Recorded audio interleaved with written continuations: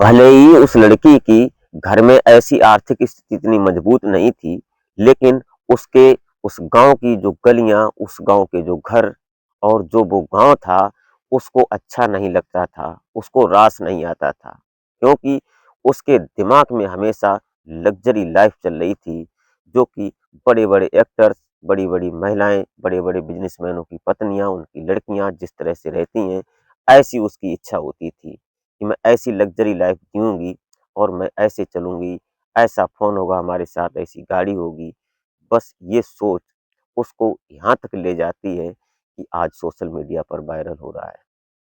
जब वो अपने उस गाँव को छोड़ती है, शहर में पहुँचती है, फिर वो ऐसा काम करने लगती है कि उसने लगभग 150 लोगों को अपना शिकार बनाया और उसके बाद लगभग 12 पुलिस वालों को भी शिकार बनाया। और उनसे इतना मोटा पैसा कमाया उसने, जो कि हाथ में जब उसका फ़ोन होता था, तो लोग देखते थे। ऐसा महँगा फ़ोन, लग्ज़री लाइफ़, ब्रांडेड चश्मे, ब्रांडेड घड़ियाँ। क्या करती थी, कौन थी वो लड़की, वो सारी सच्चाई जानने वाले हैं इस वीडियो में। आप इस घटना को अंत तक ज़रूर वॉच कीजिएगा। वीडियो ज़रा-सी भी अच्छी लगे, तो एक लाइक करके छोटा-सा कमेंट ज़रूर कर दिया करें। अगर आप हमारे पहली बार विज़िट किए, तो प्लीज़ हमारे चैनल को सब्सक्राइब ज़रूर कर लें, इससे हमारा हौसला बढ़ता है, मोटिव बढ़ता है। तो नमस्कार, आदाब, सत श्री अकाल, मैं अजय कोहली और आप देखना शुरू कर चुके हैं माई सफ़र तक। उत्तर प्रदेश का जाना-माना शहर गोरखपुर और गोरखपुर का ही एक गाँव पड़ता है हरपुर गोधड़। यहाँ की रहने वाली अंशिका, अंशिका देखने-सुनने में बेहद खूबसूरत थी, एकदम अभी नई और क्यूट सी लड़की।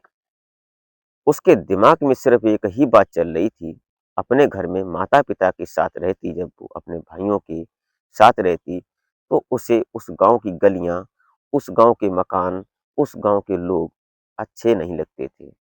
वो हमेशा ये सोचती कि क्यों ना कुछ अलग किया जाए, कुछ हटकर किया जाए और एक लग्ज़री लाइफ़ जी जाए। उसके दिमाग में ये सब चल रहा था और प्लान उसका इतना शातिर और शैतान था कि उस प्लान ने आज सोशल मीडिया पर तहलका मचा रखा है। अंशिका अक्सर इसी बात को सोचती, उसकी पढ़ाई कंप्लीट होती है और पढ़ाई कंप्लीट होने के बाद वो अपने माता-पिता से बोलती है, अब मैं शहर में पढ़ना चाहती हूँ। वो शहर में पढ़ने के लिए भले ही उसने अपने यहाँ की पढ़ाई जो थी वो करने के बाद वो जब गोरखपुर के लिए निकलती है और गोरखपुर पहुँच जाती है सिंगड़िया। सिंगड़िया एरिये में जब यहाँ पहुँचती है, यहाँ जाने के बाद ये अब प्लान अपना तय करती है। इसने एक कमरा रेंट पर लिया, अच्छा कमरा। उसके बाद इसने अपने माता-पिता से पैसे लिए और यहाँ का खर्चा करना शुरू कर देती है। लेकिन जिस प्लान से वो आई थी, वो प्लान अब इसने शुरू किया। इसने एक अवैध तमंचा लिया किसी से और उसको अपने साथ में रखती थी।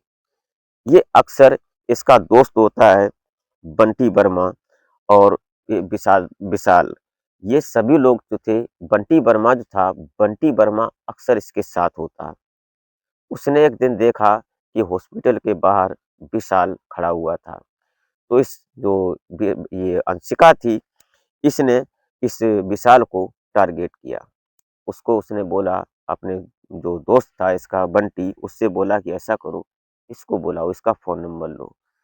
तो बंटी वर्मा अंशिका इसके ये जो लड़का था विशाल, इसका फ़ोन लेता है, बातचीत करता है बड़ी प्यार से और आम बात थी, कोई ऐसी बात नहीं थी, नॉर्मल तरीके से बात हुई, उसने उसका फ़ोन नंबर ले लिया। फ़ोन नंबर लेने के बाद ये बंटी वर्मा जो था, इसने अंशिका को फ़ोन दे दिया नंबर। अंशिका अब इस विशाल से बातचीत करने लगी। बातचीत इतनी प्यारी थी, इतनी क्यूट बात थी, ऐसा लगता था कि अब ये इसके साथ ज़िंदगी बिताएगी। विशाल पानी-पानी हो जाता है और फिर वीडियो कॉल पर बात होने लगती है। जब वीडियो कॉल पर बात शुरू हुई, उसके बाद अंशिका जो थी, इस विशाल से बोलती है कि ऐसा करो, अब तुम अपने प्राइवेट अंग को भी दिखाओ वीडियो कॉल पर। जब ये वीडियो कॉल पर उसके साथ कहने के लिए अगर थोड़ी घुमाकर बात करी जाए, चलो सामने ही बताते हैं। ये कहते हैं कि बात शुरू हो जाती है इन दोनों के बीच में। जब ये सब सिस्टम चलता है, तो विशाल था, वो अपने आप को बड़ा भाग्यवान समझता था, क्योंकि उसकी प्रेमिका अंशिका जो थी, वो इतनी सुंदर थी। यही सिस्टम उसने शुरू कर दिया और उधर उसने उसके वीडियो कॉल को रिकॉर्ड कर लिया। जब रिकॉर्ड हो जाता है, उसके बाद जैसे ही फ़ोन कट होता है, वो तुरंत उस वीडियो को इस जो विशाल था, उसके व्हाट्सएप पर सेंड कर देती है और बोलती है कि 12,000 रुपए मुझे दो अभी, वरना तुमको मैं फँसवा दूँगी, तुमने हमारे साथ दुष्कर्म किया है। ये बात सुनते ही इधर जो ये लड़का होता है विशाल, इसके पैरों तले ज़मीन खिसक जाती है। इसको बुलाया जाता है, ये सामने आता है और सामने आने के बाद इससे 12,000 रुपए लिए जाते हैं। पहले तो बातचीत होती है, फिर बातचीत की आवाज़ जब बढ़ जाती है, फिर दोनों में गरमा-गर्मी होती है, ये तमंचा निकालती है और वो डर जाता है, वो 12,000 रुपए इसको देता है। कहानी आगे बढ़ती है, फिर अगले 2 एक 4 दिन के बाद ये उससे 50,000 रुपए की डिमांड करती है। अब ये जो लड़का था विशाल, ये डर जाता है। यहीं पर इसकी एक मुलाकात हो जाती है विकास मिश्रा से, जो द्विवेदी चाइल्ड केयर ऐसे करके कुछ यहाँ पर ये कार्यरत होते हैं, कुछ अधिकारी होते हैं इससे चाइल्ड केयर के। इनसे मुलाकात होती है, उसके बाद एक दिन ये इसी विशाल को बुलाती है और इसके साथ में दोस्त होता है इसका अमिताभ। अमिताभ निषाद ये साथ में थे, दोनों लड़के, और ये भी बंटी भी साथ में, और इधर जो अंशिका थी, ये भी साथ में होती है। ये इससे पैसे के लिए 50,000 रुपए की डिमांड रखी थी इसने, उस वीडियो की जो ब्लैकमेलिंग थी उसकी बदौलत। जब इससे 50,000 रुपए नहीं हुए, तो इसने जो विशाल था, इसने लगभग 20,000 रुपए उसको दिए और उसके बाद दोनों में तड़प-झड़प होने लगती है।